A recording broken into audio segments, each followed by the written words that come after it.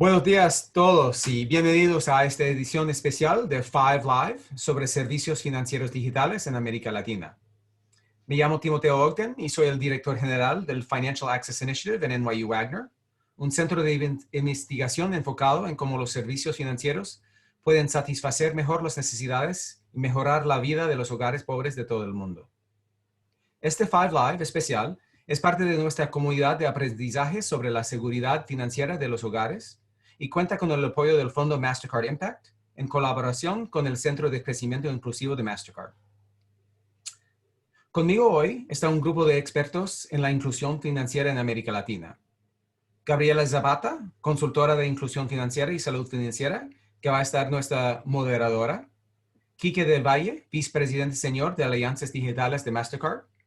Barbara Magnoni, presidente de EA Consultants y cofundadora de Mexico Soluciones. Y Javier Faz, líder regional de SIGA en América Latina y el Caribe.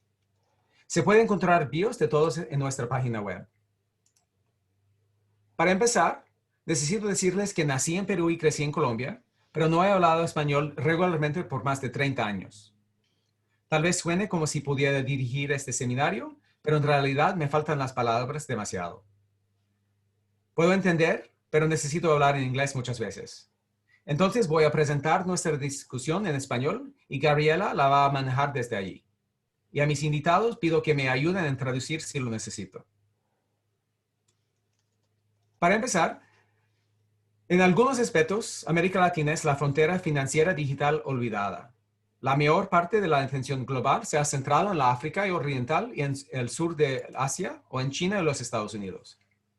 Pero existe un panorama rico y variado de servicios financieros digitales en América Latina. Hay algunas historias de gran éxito y algunas barreras y reveses importantes. La pandemia ha sacado a luz nuevas esperanzas y oportunidades para los servicios financieros digitales, pero también ha hecho que abordar los desafíos y limitaciones sea más urgente. Hoy vamos a hablar de los éxitos y de los desafíos. Bueno, confieso que yo doy más atención a los desafíos que a los éxitos. Pero también vamos a hablar cuáles son los próximos pasos importantes para garantizar que los servicios financieros digitales alcancen su potencial como herramienta para la inclusión financiera positiva en América Latina. Como prometí, permítanme comenzar con algunas cosas que me preocupan cuando se trata de los servicios financieros digitales y la inclusión financiera a favor de los pobres. Primero, creo que debemos reconocer y ser siempre conscientes de que el dinero móvil y las tecnologías relacionadas proporcionan una infraestructura que pueden utilizar tanto los buenos como los malos actores. Ya estamos viendo algunos de los usos potencialmente preocupantes de la infraestructura financiera digital en África Oriental, en préstamos predatorios, y en China en casos de exclusión política dirigida por el Estado. Regular la tecnología es difícil. Regular los servicios financieros es difícil. Regular los servicios financieros digitales y proteger a los consumidores es muy difícil. En segundo lugar, operar servicios financieros digitales es mucho más caro de lo que cree la mayoría de la gente. Es cierto que el costo marginal de cada transacción digital es esencialmente cero y mucho más bajo que una transacción física similar. Pero la infraestructura y el capital humano necesarios son muy costosos. Y esas no son inversiones de capital únicas. La infraestructura tecnológica y la infraestructura humana requieren una inversión constante.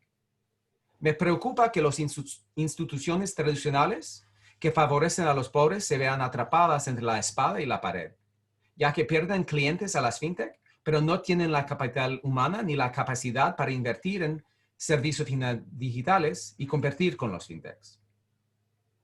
En tercer lugar, me preocupa que, aunque los servicios pueden incluir a muchas más personas, hará que las barreras a la inclusión que quedan sean mucho más difíciles de superar.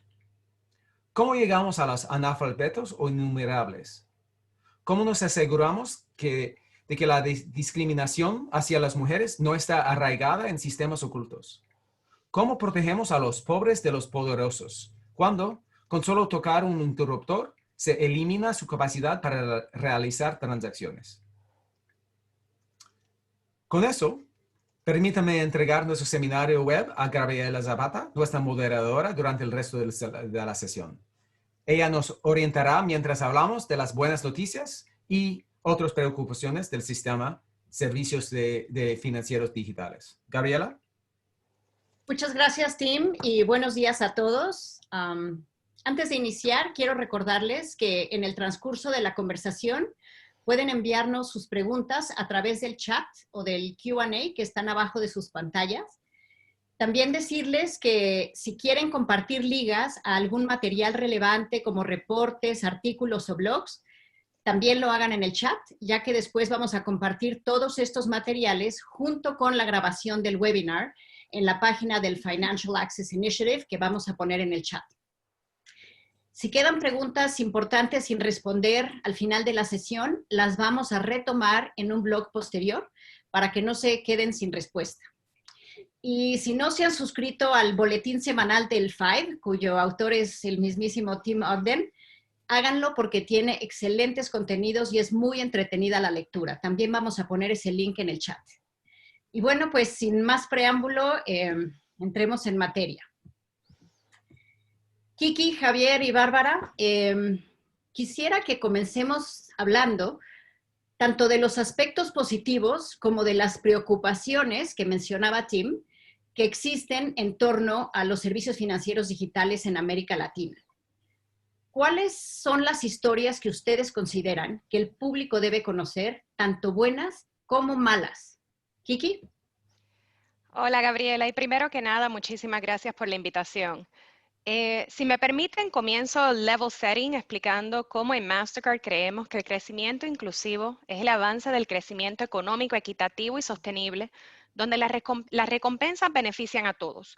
O sea, particularmente en Latinoamérica, y como comentó Tim al principio, existe una oportunidad absoluta basada en la demografía de edad, la alta tasa de urbanización, pero también el estado de digitalización en base a la conectividad móvil de las personas. Este está altamente infiltrada en comparación incluso con otras economías emergentes alrededor del mundo. Entonces ya habíamos comenzado a ver parte de este cambio a los servicios financieros digitales antes de la pandemia, con más de 50 millones de cuentas impulsadas por las fintechs, pero claramente se ha acelerado en estos últimos meses debido a la pandemia. En cuanto a qué hemos visto de un lado positivo, de un lado bueno, cuando comenzó la pandemia, muchos bancos y billeteras digitales estaban bastante bien posicionadas para responder rápidamente a los desembolsos sociales y la ayuda se movilizó muy rápidamente. Por ejemplo, en Colombia, varios neobancos o bancos digitales relativamente nuevos ayudaron el desembolso del programa de ingreso solidario de Colombia. Este programa se asoció con carteras digitales, con DaviPlata, con Nequi, con Movi. Estas fintechs ofrecen apertura de cuentas gratuitas, fáciles e instantáneas a través del canal móvil, algo que la mayoría de los bancos tradicionales, pues no, desafortunadamente, pues no ofrecen aún, eliminando todas las barreras técnicas de acceso. Al igual que Movi, Ualá en Argentina, por ejemplo, se convirtió en un refugio para muchos trabajadores desempleados o informales en Ciudad Oculta, uno de los barrios más vulnerables de Buenos Aires. Y curiosamente, muchos usuarios han expresado su deseo de ahorrar más a través de la billetera digital, por lo que son este tipo de información los que pueden ayudar a los proveedores de servicios financieros a diseñar productos que satisfagan mejor las necesidades de estos consumidores recién bancarizados. Según un estudio de Mastercard y de AMI, un estudio reciente, vimos que los programas de beneficios sociales relacionados con COVID atrajeron a más de 40 millones de personas al mundo bancario solo en Brasil, Colombia y Argentina. Brasil redujo su población no bancarizada un asombroso número de cerca de un 70%, mientras que Colombia y Argentina también lograron reducciones admirables al 8 y 18% respectivamente. Pero por otro lado, pues sí todavía tenemos varios retos y tenemos varias cosas pues malas. Reconozco que el sector privado puede hacer más para impulsar el impacto social y económico para resolver la brecha de inclusión financiera. Una tesis central para resolver este problema es que el progreso de este espacio se basa en modelos comerciales que pueden combinar con éxito las ganancias y el propósito. Y aunque la inclusión financiera se basa en los esfuerzos para reducir la inequidad y aliviar la pobreza, los modelos que continúan produciendo resultados escalables y exitosos son a menudo empresas con fines de lucro y sostenibles. Entonces hay que crear un balance entre desarrollar modelos que sean comerciales para impulsar esta inclusión financiera, utilizando nuevas capacidades como lo son el análisis de datos, el diseño de productos, modelando nuevos modelos financieros y nuevos modelos de negocio. Así que de allí, pues que el balance todavía tenemos que contar con un balance muy necesario para asegurarnos de que todas las compañías en el sector privado estén trabajando con este objetivo en mano. Gaby, a mí me gustaría mencionar, creo que lo que ha dicho Kiki es una respuesta bastante completa, pero a mí me gustaría estar seguros que no estamos poniendo la carreta enfrente de los caballos, porque la tecnología y lo digital es importante, ha demostrado que puede traer muchísima eficiencia, pero es importante el enfoque de muchas instituciones en la base de la pirámide. En Latinoamérica existe un sector de microfinanzas que durante décadas ha llevado servicios financieros importantes, relevantes a los microempresarios, a individuos en la base de la pirámide que no tienen acceso a otros servicios financieros. El impacto de estas instituciones en millones de personas ha sido muy importante. Entonces, es importante reconocer que ese sector de microfinanzas de larga trayectoria existe y sigue creciendo en América Latina. Y la tecnología ha venido a tener, creo que, impacto en dos vertientes muy grandes e importantes. Una es en la tecnificación de las microfinanzas tradicionales, donde instituciones como las que he descrito antes, cajas, cooperativas, microfinancieras, instituciones que ya están enfocadas en la base de la pirámide, adoptan la tecnología para, a través de servicios financieros digitales, ser más efectivas, más eficientes, llegando a la base de la pirámide, a sus clientes, como lo son instituciones como Banca Mía en Colombia, Banco Sol en Bolivia, Banco Estado en Chile. La otra, esto es lo que mucho se conoce como transformación digital, y eso creo que es el inicio de un movimiento transformativo enorme, de mucho potencial, que ahorita está en una fase inicial con muchos retos hacia adelante. Creo que otra gran vertiente de impacto que es importante reconocer es el desarrollo de servicios pagos móviles.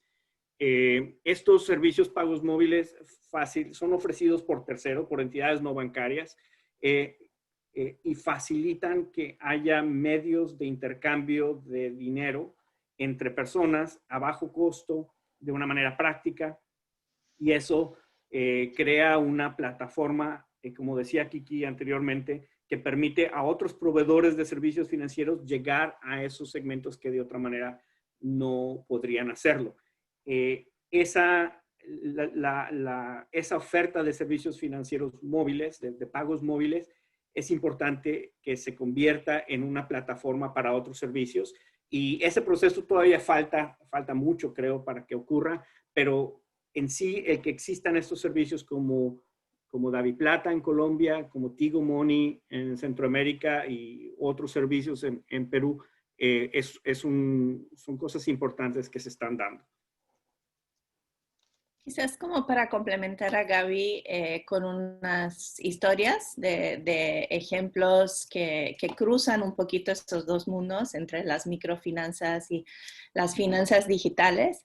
Me ha impactado mucho una historia en Nicaragua de una entidad microfinanciera que se llama Mi Crédito, que tuvo problemas con el recaudo, no tanto, bueno, también porque la gente no puede pagar por el tema de la pandemia, pero también porque la gente no podía salir de su casa a una sucursal a pagar su crédito. Entonces, ellos hicieron una alianza con una compañía de rideshare, que no es Uber, es una local que se llama Jumper, donde integraron la tecnología para que los cajeros de la institución pudieran pedir rides y mandar al conductor a recoger y recaudar el dinero y llevarlo al cajero. Y eso fue como una alianza muy orgánica, muy interesante, que nace mucho de la necesidad actual de la situación. Creo que esos son como puntos muy lindos que podemos ver de cómo estas soluciones pueden realmente resolver problemas.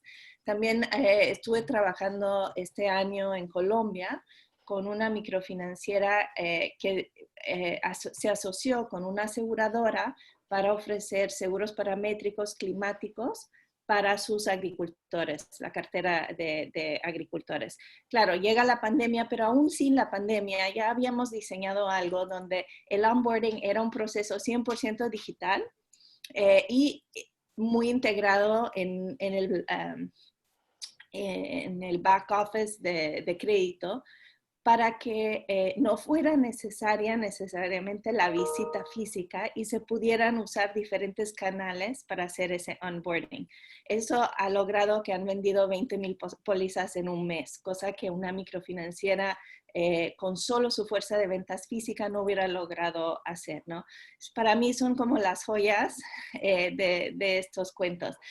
Quizás comentando sobre las experiencias malas creo que no hay todavía porque estamos aprendiendo de muchas, pero creo que valdría la pena comentar algunos como fracasos o por lo menos experiencias que no han sido tan exitosas hasta ahora, que sería CODI en México y el BIM en Perú, que quizás han caído debajo de las expectativas. Y creo que parte de la razón es porque buscan reemplazar el efectivo como a fuerzas cuando no hay necesidad o demanda necesariamente para ese reemplazo.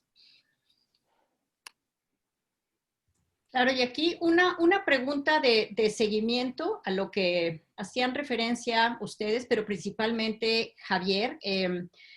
¿Consideran que las fintechs representan una amenaza para las instituciones de microfinanzas y cooperativas o más bien son complementarias? O sea, ¿las ven como competencia o como complementarias? Déjame mencionar, mis colegas seguramente tienen otros puntos de vista. Yo creo que para las fintechs es muy costoso crear una base de clientes a escala.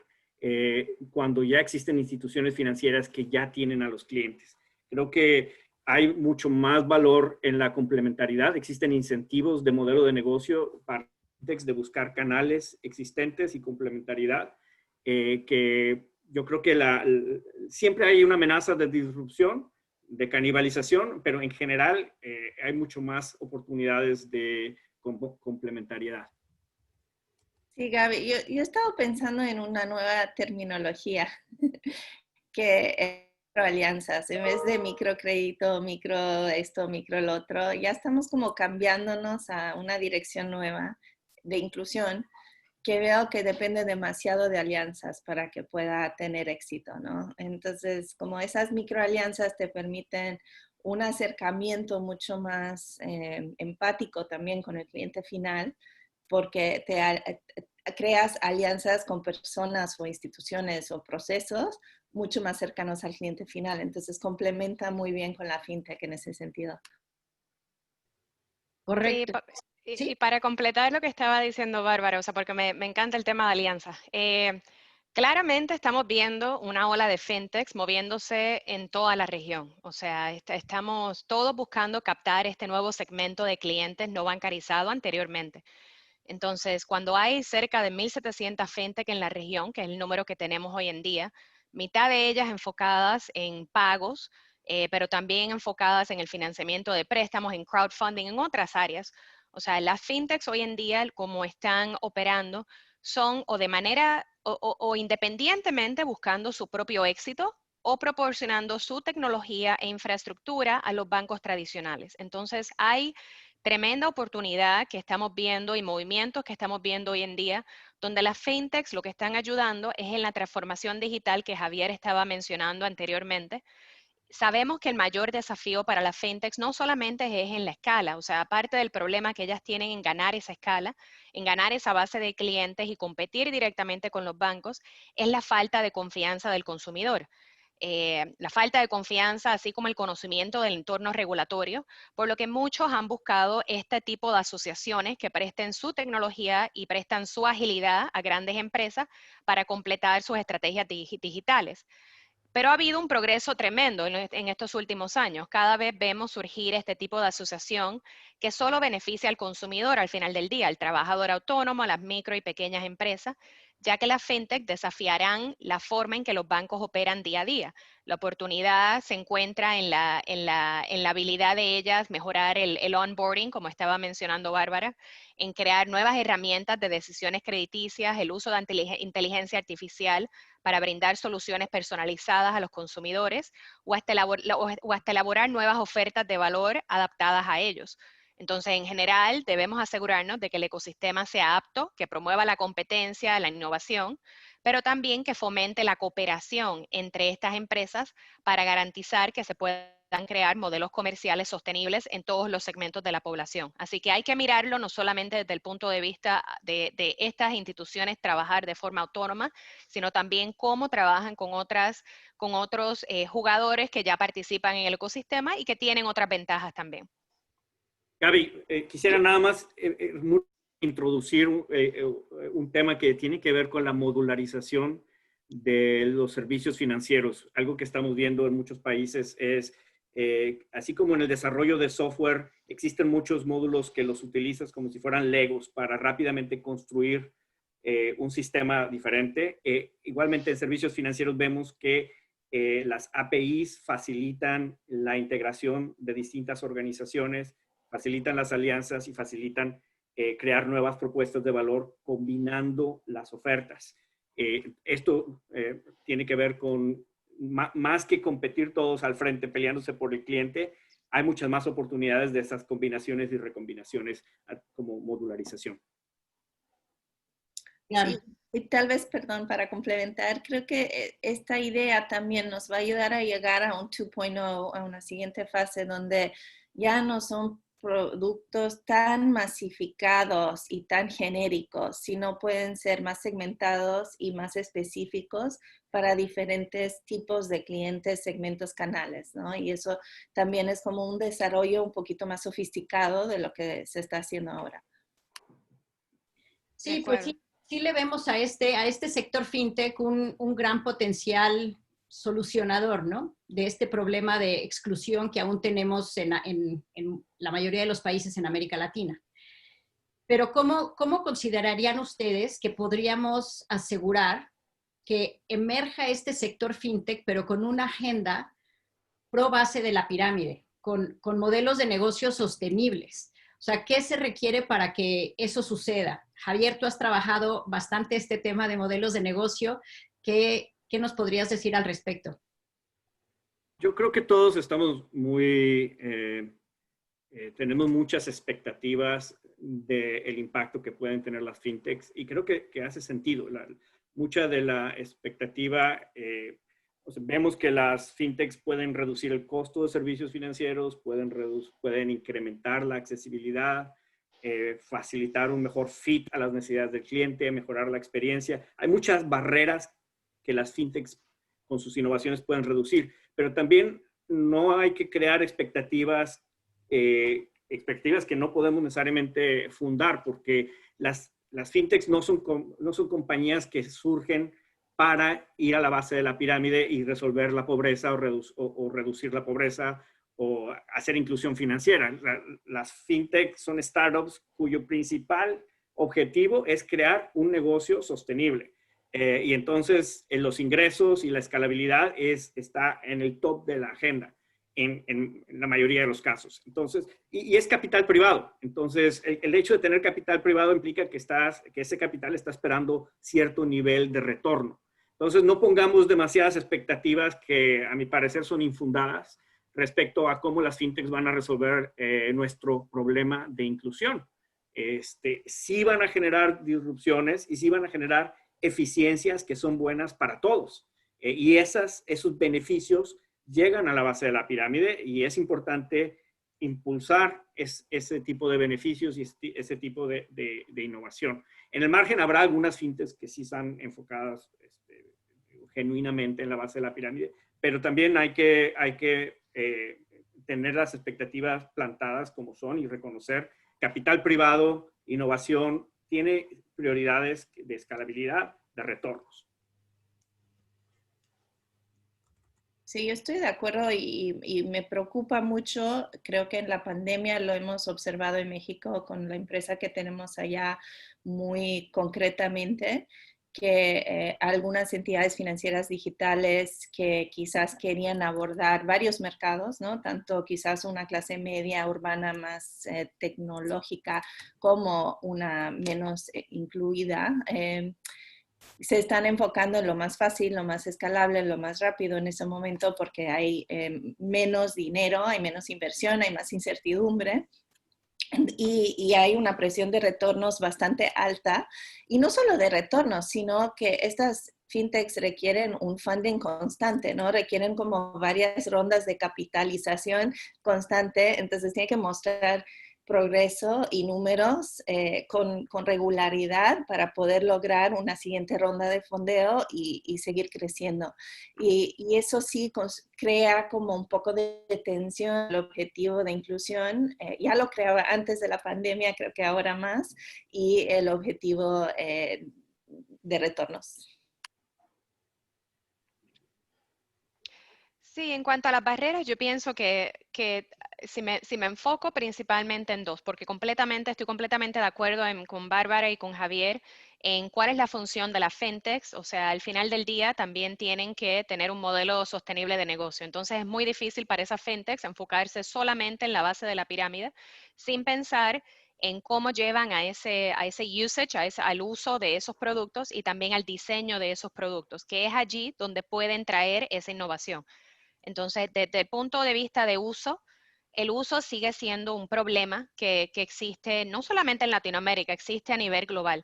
Y aquí es realmente donde el sector privado debe desafiarse a sí mismo para hacer más. O sea, las investigaciones sugieren que casi el 50% de los latinoamericanos bancarizados reciben sus salarios, sus subsidios del gobierno en una cuenta bancaria y luego retiran inmediatamente estos fondos en efectivo al día de pago.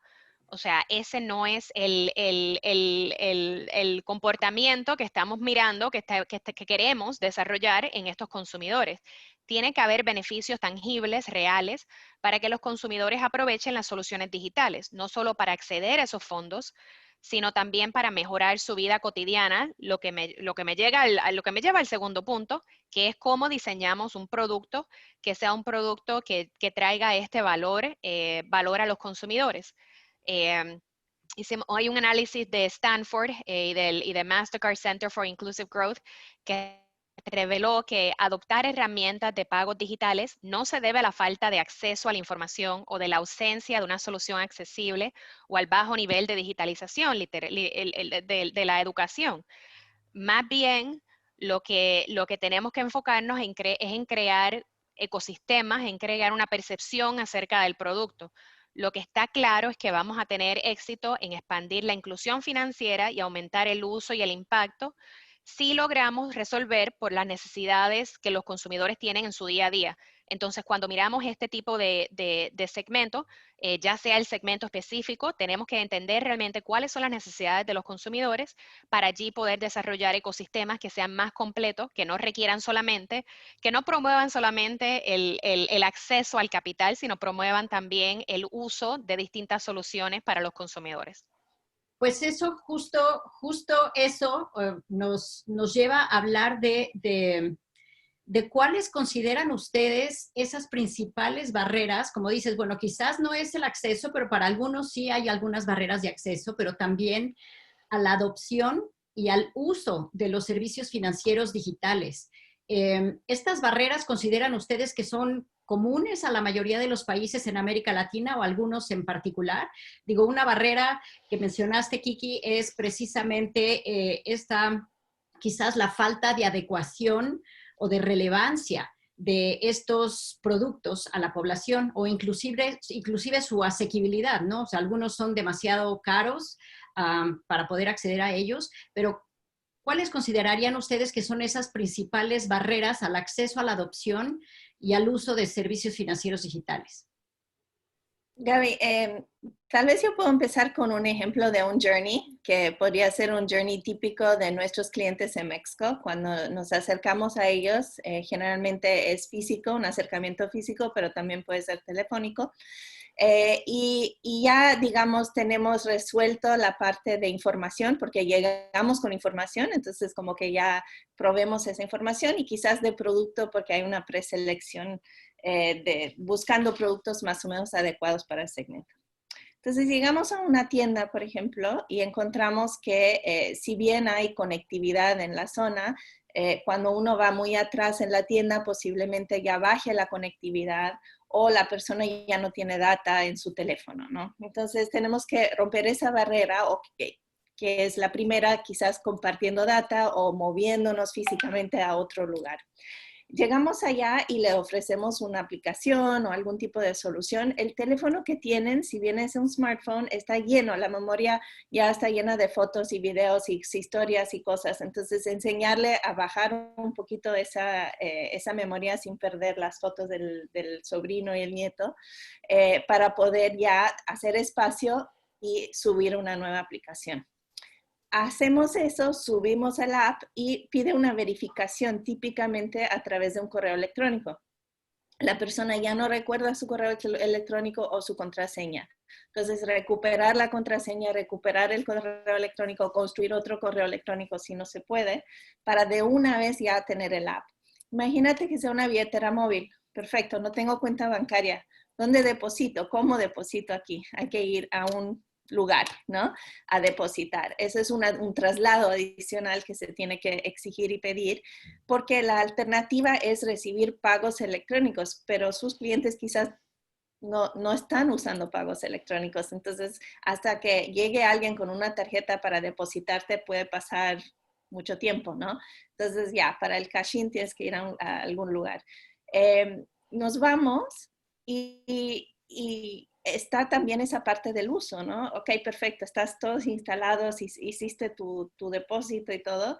Recuérdate ahora de cambiar tu hábito, incentivar el uso, preguntarle al cliente si tiene tarjeta, si puede usar tarjeta y todo. Y es todo un cambio de hábito adicional que tenemos que fomentar. Esos no son procesos fáciles, pero hay mucha gente que todavía, y no creo que sea solo en México, requiere como este tipo de handholding, como de apoyo, para llegar a ser usuario frecuente. Sí, yo creo que como el ejemplo de Bárbara, o sea, existen otros ejemplos a nivel regional. O sea, hoy en día le puedo mencionar otro, por ejemplo, o sea, el Corona Voucher de Brasil, que hemos visto en estos últimos meses, por ejemplo, es un ejemplo emblemático donde el Banco Estatal de Brasil, Caixa, desembolsó el Corona Voucher, o sea, 3 pagos de 600 Brazilian Reals a los trabajadores de la economía informal y del gig economy a través del dispositivo móvil personalizado, o sea, a través de la aplicación. Y bajo este programa, Caixa abrió 50 millones de cuentas digitales en el primer mes de la cuarentena. O sea, 20 millones de esas personas pertenecientes a personas que no eran bancarizadas anteriormente. Y este es quizás el programa gubernamental más impactante sobre inclusión financiera en la región hasta la fecha de hoy.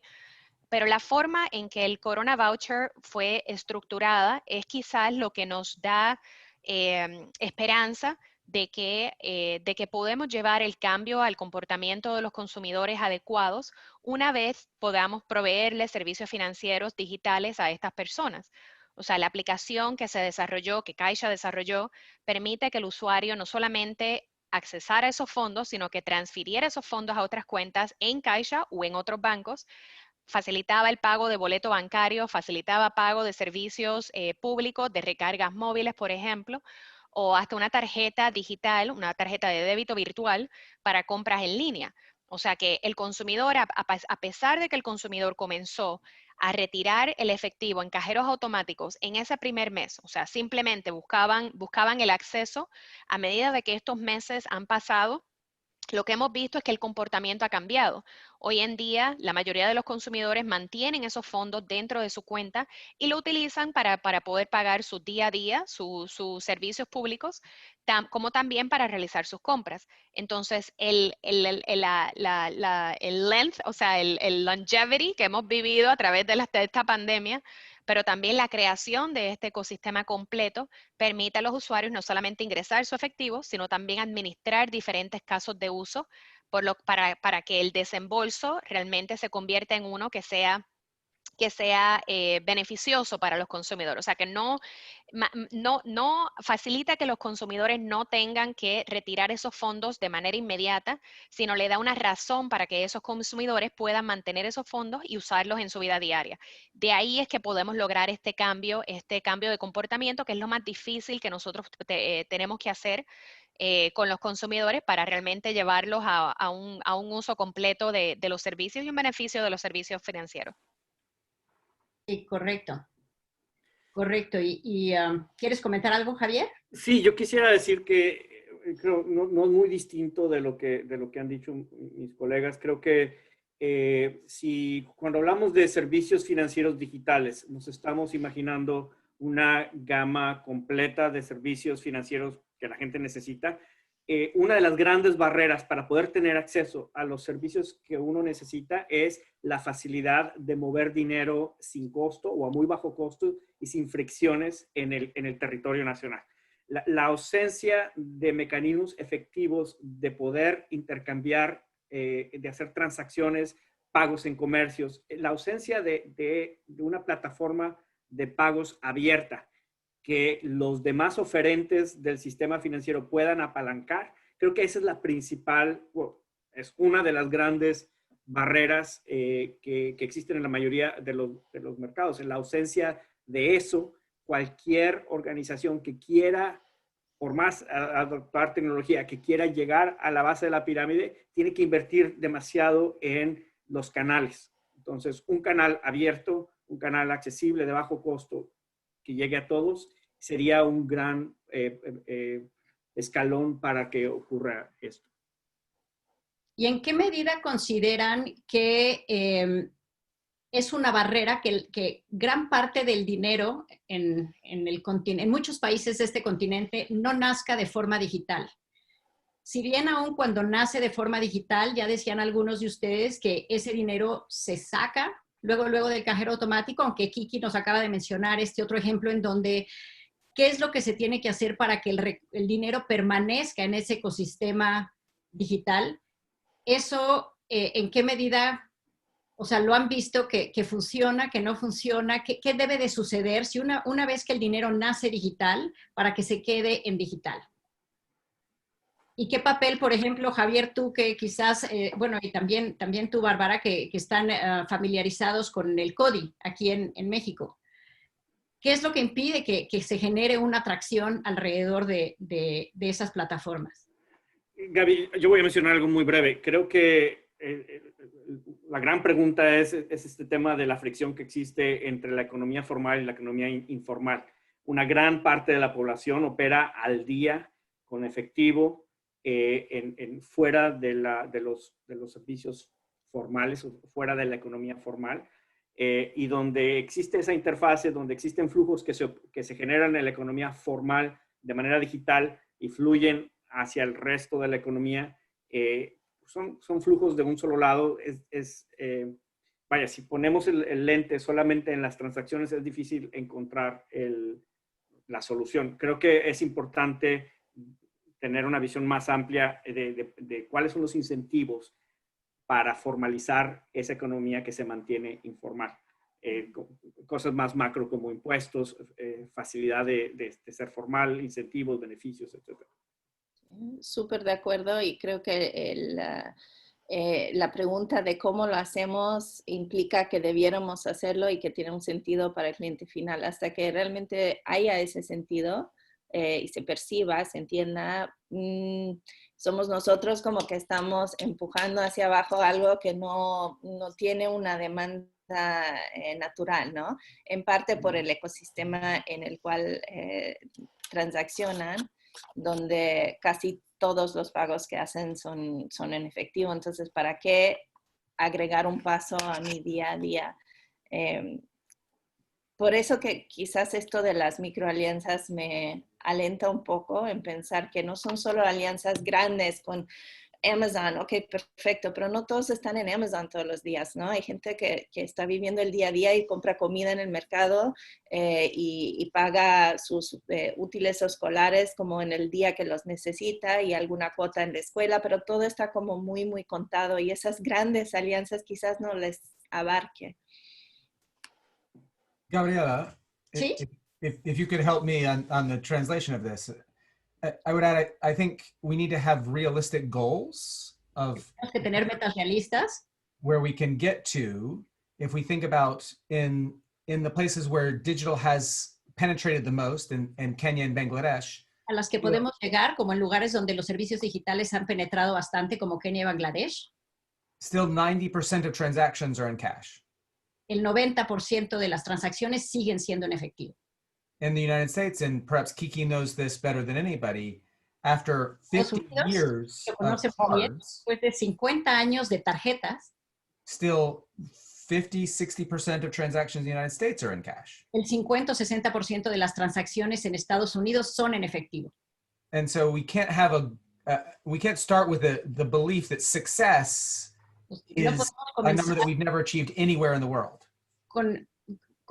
pensando que el éxito, can you repeat that, your last sentence? That success is reaching a percentage of digital transactions that no one has reached anywhere. Okay. Que no podemos pensar que el éxito es llegar a un cierto porcentaje de transacciones que realmente casi nadie en el mundo ha logrado. Sí, Gracias. cierta, completamente de acuerdo, Tim. Es ciertamente la forma en que tenemos que medir el éxito, o sea, como estábamos hablando y comentando ahorita, o sea, es a través de el acceso, es a través del uso, como comentaba Bárbara, o sea, no, la idea de que no podemos forzar el comportamiento, no podemos forzar el cambio, sino que tenemos que pensar en cómo las soluciones que estamos presentando realmente están mejorando la vida de estas personas. O sea, cuando yo pienso, por ejemplo, en un gig worker, en un driver de Uber, por ejemplo, los problemas que ese driver se enfrenta hoy en día son muy distintos a un consumidor que vive, a un farmer, por ejemplo.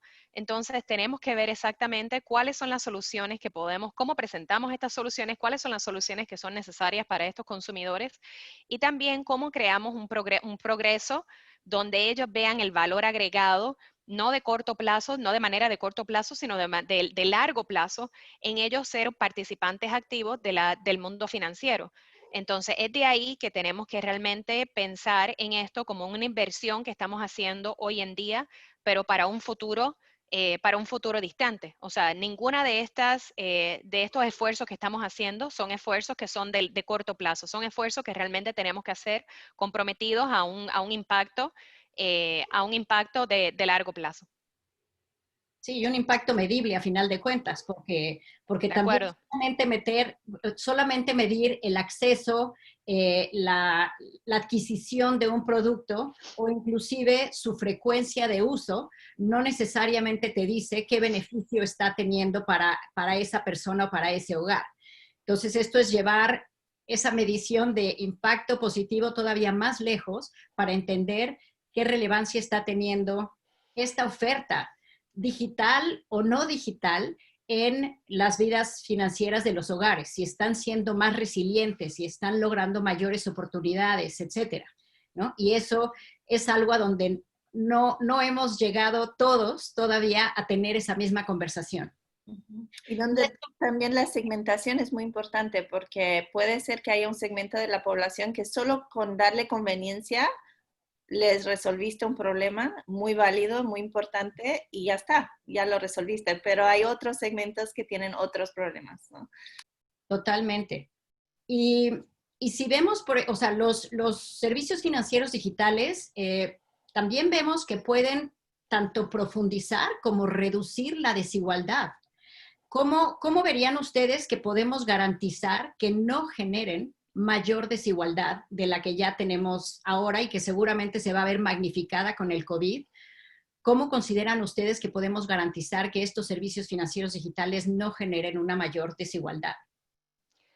Bueno, desde nuestro punto de vista, o sea, la forma en que tratamos de medir la inclusión financiera es a través de esta fórmula donde se considera no solamente el acceso, sino el uso y finalmente permite al consumidor graduarse en salud financiera, ¿verdad? En alguien que sea financially healthy. Pero para alcanzar este estado necesitamos los productos adecuados, diseñados para el segmento correcto, como estaba mencionando Bárbara, y diferentes actores relevantes que contribuyan a este ecosistema. Si te comento principalmente, o sea, si te comento de los productos, por ejemplo, los productos tienen que ser valiosos para la vida diaria de los consumidores de bajos ingresos. Si los consumidores no perciben el valor de estos productos financieros para su vida diaria, nunca se van a graduar para utilizar estos productos día a día. La mayoría de los consumidores hoy en día o de los emprendedores en la base de la pirámide comienzan con un producto de prepago, un producto muy básico que se le otorga para simplemente darle acceso a su salario o a un mecanismo de cash-in, pero que tiene pocos incentivos para utilizar. O sea, ese producto de por sí es un producto donde no están incluidos, no están incorporados muchísimos beneficios que hoy en día incorporamos, por ejemplo, en un producto de crédito. Entonces, una tarjeta prepaga nunca va a ser el objetivo final. No puede ser el objetivo final.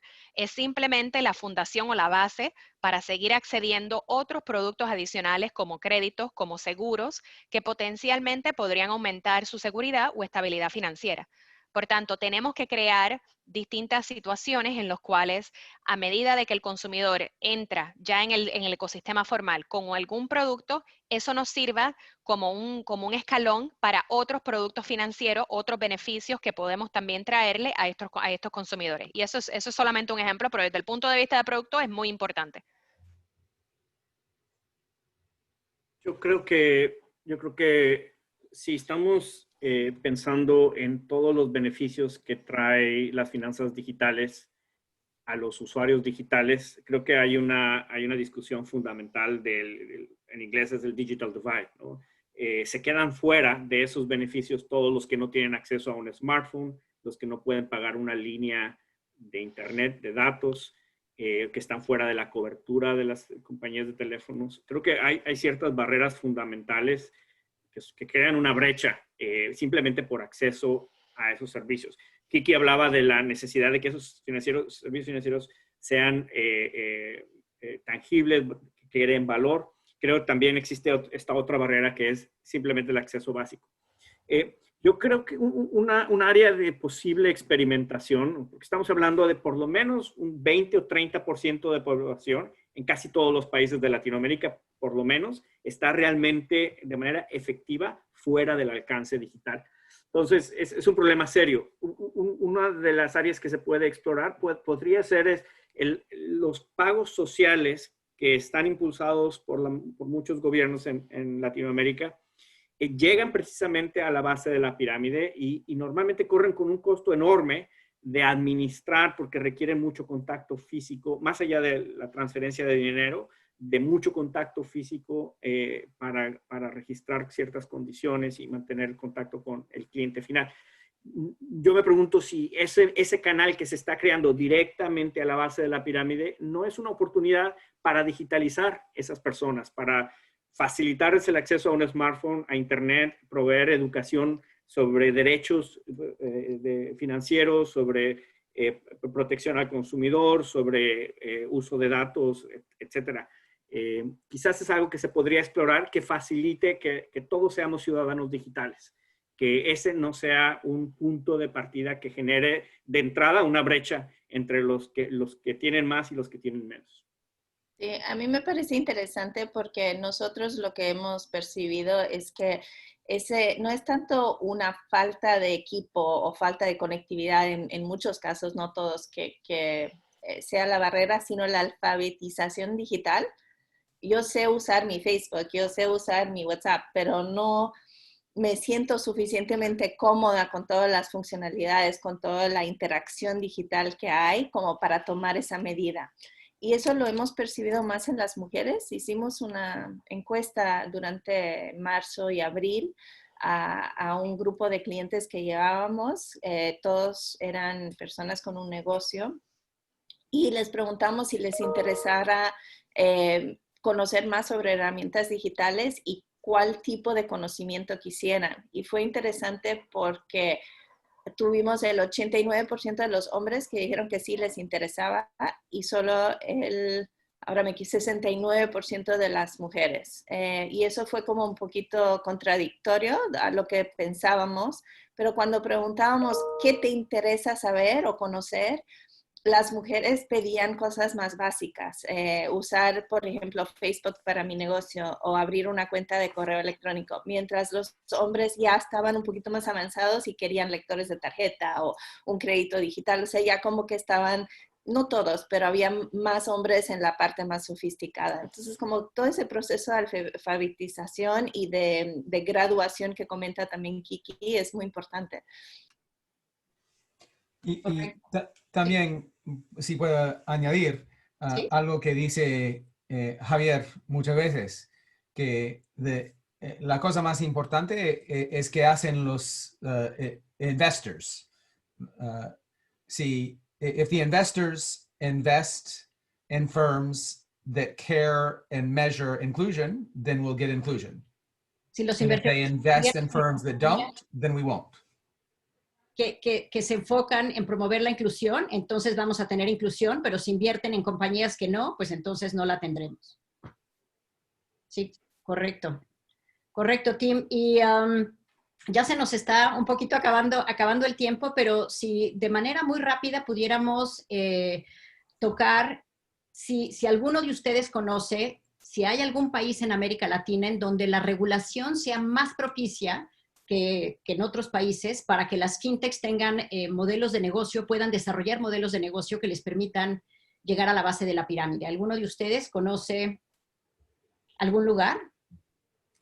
Déjame iniciar y a lo mejor no quiero entrar en problemas con mis colegas en distintos países que van a decir por qué dijiste esto. No, no, en realidad yo creo que mi perspectiva personal es que la regulación no es necesariamente el principal obstáculo en la mayoría de los países. La mayoría de los países ya han adoptado reformas importantes en el sistema financiero que permiten a terceros participar más en la oferta de servicios financieros. Esto es importante para las fintech, es importante para las compañías que están jugando en el tema de pagos. Estas reformas tienen que ver con apertura de cuenta simplificada, con el uso de corresponsales para transacciones de cash in, cash out, con emisión de dinero electrónico. Creo que México ha estado un poco a la vanguardia adoptando más y más regulaciones que crean un espacio donde se puede hacer más. Nada es perfecto y si nos sentamos hay 400 defectos que podríamos sacar, pero en principio hay marcos que permiten que ciertas cosas ocurran y hay muchas cosas que ya están ocurriendo. Creo que la regulación no es necesariamente el principal obstáculo porque muchos países ya han adoptado marcos básicos que permiten esta innovación. Gracias, Javier. Y miren, me gustaría, porque ya casi estamos al cierre del tiempo, pero no quisiera dejar de preguntarles a cada uno de ustedes si hay algo que les dé, ya sea esperanza o les preocupe de lo que viene hacia adelante en cuanto a la oferta de servicios financieros digitales, ¿no? O sea, ¿qué necesitaríamos hacer o qué sigue? Pero si hay algo que ustedes vean o esperanzador o preocupante que quieran poner, o sea, no dejar de compartirlo en este webinar. Yo creo que lo positivo para mí es la oportunidad de hacer más alianzas, ¿no? Estas alianzas más amplias para buscar y entender mejor estos segmentos diferentes de la base, con toda la preocupación que comparte Javier de que si los modelos de negocios, los inversionistas, los dueños de estas empresas realmente quieran hacerlo. Quizás lo que más me preocupa es la protección al consumidor, que también liga un poco con el tema regulatorio. No hay mucho conocimiento todavía en la regulación de cuáles son los riesgos, cómo podrían identificarlos de una manera costo efectiva. y cómo actuar sobre ellos. Hay avances en todo lo que es privacidad de data, pero hay muchos otros temas de protección que no se han abordado, que tienen que ver con transparencia, que tienen que ver con productos quizás inadecuados o con cobros inadecuados, y con todos los mecanismos de quejas y reclamos que son muy importantes en servicios financieros en general, que por ser muy light, las soluciones fintech a veces no incorporan suficientes mecanismos. Yo creo que desde mi punto de vista y pensando dónde nos encontramos en este momento, o sea, el COVID, la pandemia, ha hecho que los pagos digitales sean más atractivos, más necesarios y presenta una oportunidad para brindar servicios financieros a las pequeñas empresas y a los consumidores en la base de la pirámide. O sea, probablemente sea uno de los pocos aspectos positivos que hemos podido obtener de esta pandemia. La gran cantidad de fintechs, de bancos tradicionales que ahora buscan servir a los millones de consumidores en América Latina que no participan en la economía formal es prometedora, así como la alta aceptación de la digitalización en toda la región. Yo pienso que desde un punto de vista que hay que trabajar más, el sector privado tiene que ayudar y ninguna organización puede hacerlo sola.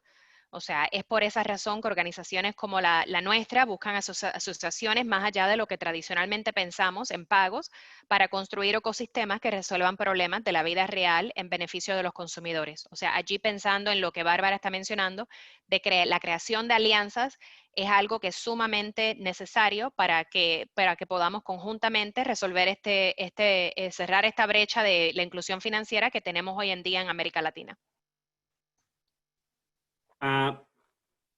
Yo, de mi punto de vista, Gaby, preguntas qué nos da esperanza y qué nos preocupa, o qué nos puede preocupar. Desde mi punto de vista, la entrada de las plataformas al mercado de servicios financieros, particularmente las plataformas de comercio electrónico, creo que es un arma de dos filos. Por un lado, es una oportunidad enorme de impulsar el crédito productivo, porque estas plataformas tienen acceso a datos y les permitiría originar crédito productivo, no colateralizado, y podrían expandir muchísimo crédito hacia usos productivos, que sería muy bueno para la economía y para la gente, para los microempresarios y en la base de la pirámide. Al mismo tiempo, también tienen toda la facilidad e incentivos de impulsar crédito al consumo in the wrong way. Entonces, creo que eso es algo que creo que hay que verlo con ojos muy positivos y al mismo tiempo con un poco de preocupación, pero creo que es una fuente de oportunidad y de riesgo. Perfecto. Tim, ¿quieres añadir algo? Bueno, ya he hablado sobre mis preocupaciones, pero en esperanza, lo que pienso más es que en América Latina tenemos más capacidad humana que en casi todo el resto del mundo. Que la América Latina puede ser el ejemplo mundial de qué podemos hacer. Bueno, hay países en África, por ejemplo, que tienen menos de 5 personas que son licenciados en seguridad digital. Pero en América Latina tenemos la infraestructura y la experiencia para invertir, para que llegamos a lo que queremos. Un sistema que es fair,